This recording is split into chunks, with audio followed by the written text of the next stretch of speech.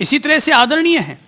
कितना बड़ा संपन्न व्यक्ति है, लेकिन गौ माताओं के लिए जिस तरह से वो व्यक्ति अपने धन को कुर्बान करता है, वो अपने आप में एक यज्ञ है, यज्ञ।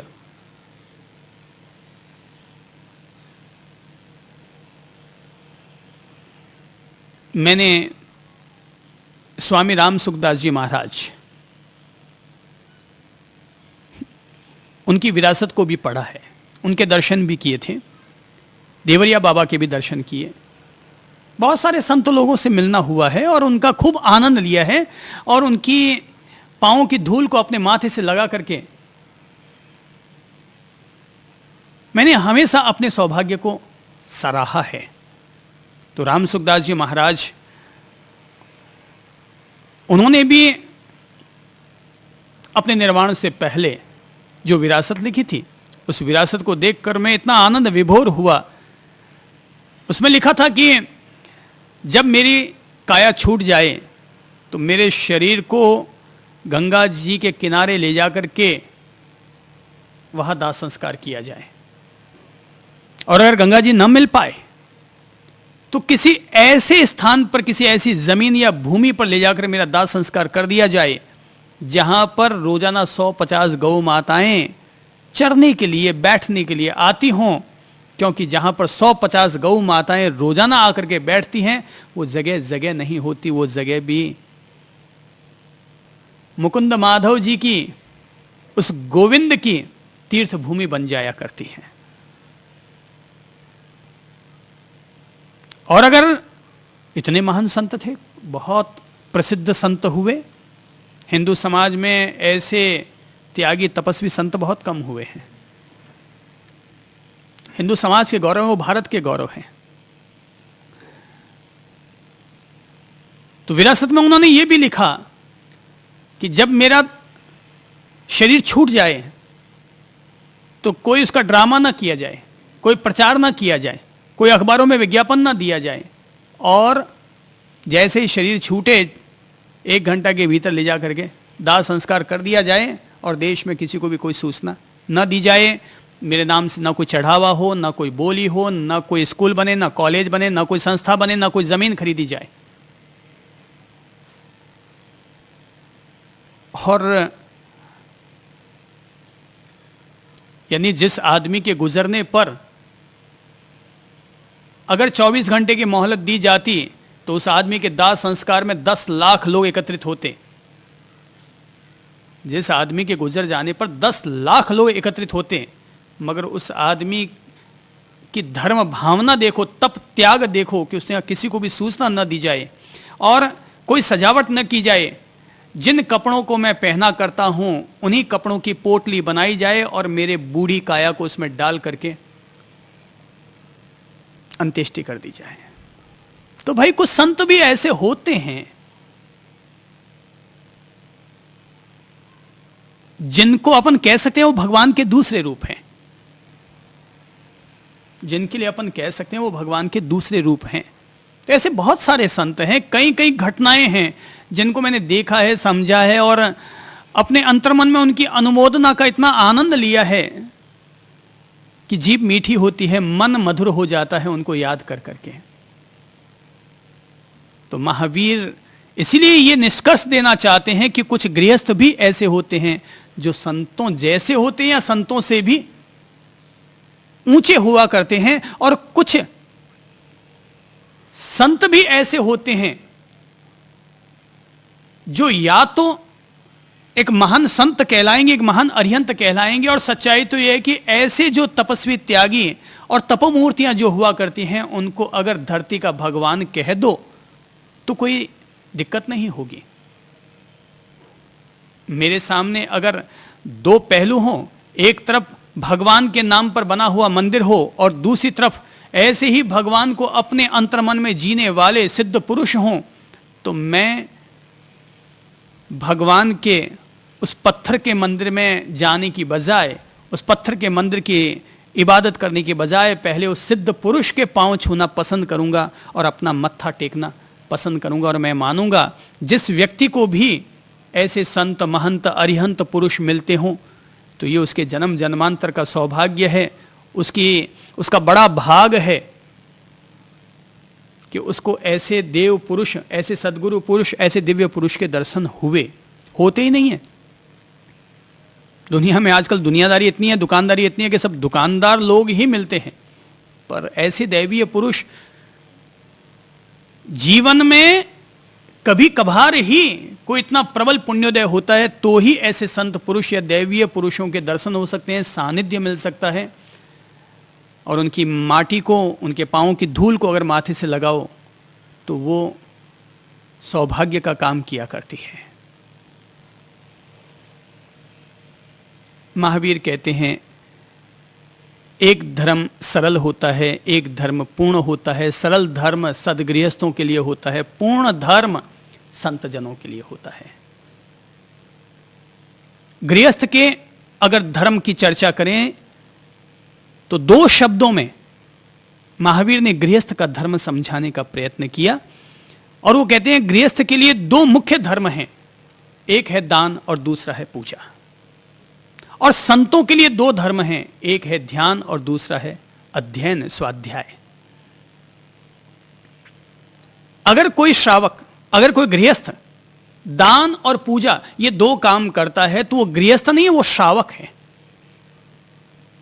अगर कोई व्यक्ति गृहस्थ में रहते हुए भी दान और पूजा इन दो चरणों को अपने जीवन में जीता है तो वो गृहस्थ नहीं होता, श्रावक होता है। मैंने कहा श्रावक, श्रावक कोई व्यक्ति जन्म से नहीं होता। श्रावक धर्म को कोई व्यक्ति जीता है तब वह श्रावक होता है। दूसरा होता है संतों का धर्म, श्रमणों का धर्म। श्रावक शब्द का अर्थ होता है सुनने वाला, तो महापुरुषों की अमृत वाणी को सुनने वाला, शास्त्रों को सुनने वाला। और श्रमण कहते हैं उसे जो कि सुनने वाले को जीने वाला, उस पर श्रम करने वाला, उस पर चलने वाला।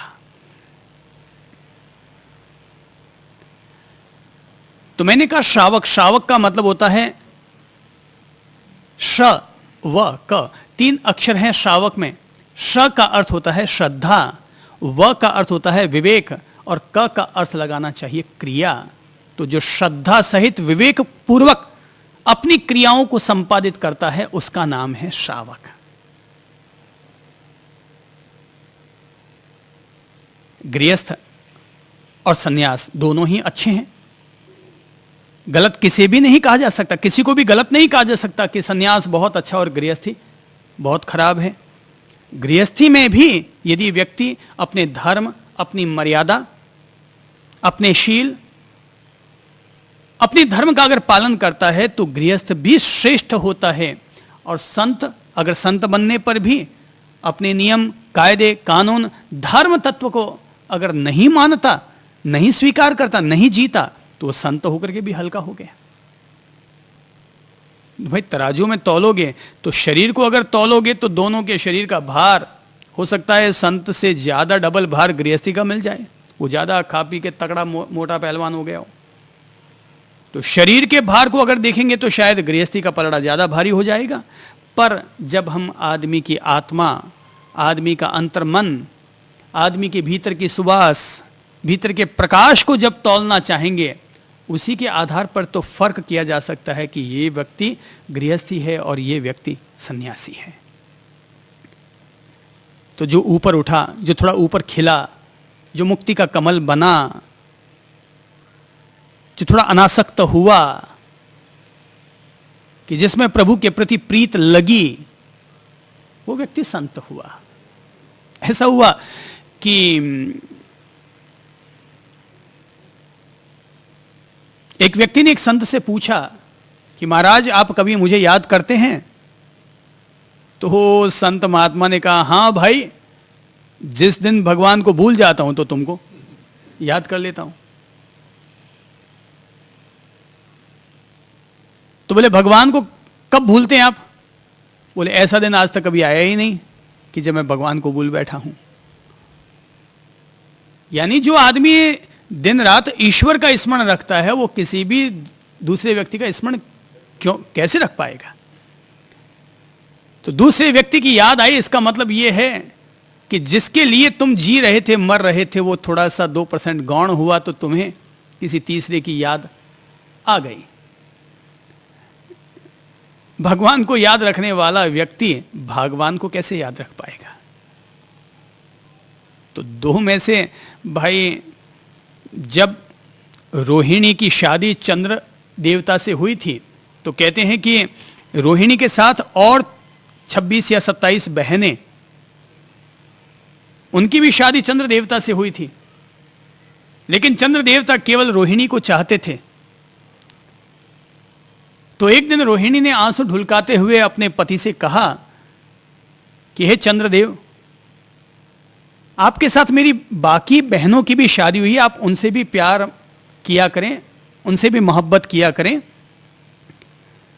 उन्हें भी अपना वक्त दिया करें। तो चंद्रदेव ने एक ही बात कही कि भाई, दिल तो एक है और एक दिल में एक को ही रखा जा सकता है, उस एक दिल में 10-20 को तो नहीं रखा जा सकता। अगर प्रकृति मुझे 10-20 दिल देती तो मैं तुम्हारी सारी बहनों को एक एक दिल दे बैठता, पर दिल तो एक ही है। इसीलिए तो कहते हैं कि गोपियां जब कहती, ऊधो उनके पास पहुंचते तो ऊधो टिप्पणियां किया करते, भाई तुम्हारे घर में कोई है नहीं क्या जो तुम दिन रात इस गोविंद के पीछे, गिरधारी के पीछे पागल बनी हुई रहती हो? तो गोपियां कहा करती थी, ऊधो मन न भय 10-20। हे उद्धव, हमारे पास कोई 10-20 मन तो है नहीं कि एक इधर देवें और एक उधर देवें। अब मन एक था, वो हरण करके ले गया। जो हरिहर था वो हमारा मन हरण करके ले गया।